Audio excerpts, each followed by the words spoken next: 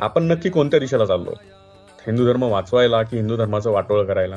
कारण हिंदू धर्माला धोका इतरांपासून कमी आणि हिंदू धर्मातल्या लोकांपासूनच जास्त आहे. अहो, ज्या देशात उपनिषदं लिहिली गेली, संतांनी लोकांना विवेक शिकवला, त्या देशात काय चाललंय? कोणीतरी येऊन राजकारण्यांना देवाच्या ठिकाणी ठेवतं, त्यांची चालिसा म्हणली जाते, त्यांची मंदिरं बांधली जातात, धार्मिक यात्रांमध्ये कावडमध्ये भक्तीऐवजी थिल्लरपणा आणि विभत्सपणे डान्स केला जातो आणि काही ठिकाणी तर अंधश्रद्धेपोटी डस्टबिनची पूजा करायला लागले. जरा थांबा आणि विचार करा की खरा हिंदू धर्म काय आहे. सनातन धर्म सांगतो सत्यमेव जयते, अहम ब्रह्मास्मी, कर्मण्येवाधिकार असते. मित्र, हिंदू धर्म सांगतो की देव प्रत्येक जीवात आहे, कर्मात आहे, सत्यात आहे. तो कोणत्याही नेत्याच्या किंवा सत्तेच्या कटआउट मध्ये नाहीये, मग ते कुठल्याही पक्षाचे असो. महाराष्ट्रातल्या संतांनी आयुष्यभर अंधश्रद्धा, पाखंड या गोष्टींवर ताशेरे ओढले. ज्याही लोकांना हिंदू धर्माचा शो ऑफ करायचा आहे ते लोक याला फॉलो करतील. जे खरे छत्रपती शिवरायांचे अनुयायी आहेत, त्यांच्या विचारांचे जे फॉलोअर्स आहेत, ते कधी अशा गोष्टींना सपोर्ट करणार नाही. तुकोबारायांनी सांगितलं होतं की तीर्थी धोंडा पाणी, देव रोकडा सज्जे. पण आज आपण संतांचे विचार विसरून फक्त काही पार्ट्यांचे झेंडे मिरवत आहोत. राजकारण्यांचे समर्थक जरूर बना, लोकशाहीत तो तुमचा अधिकार आहे, परंतु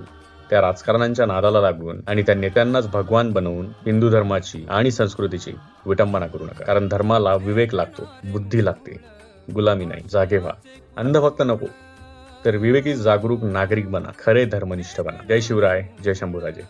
आशयाचे कुळ, भाषेचा कल्लोळ,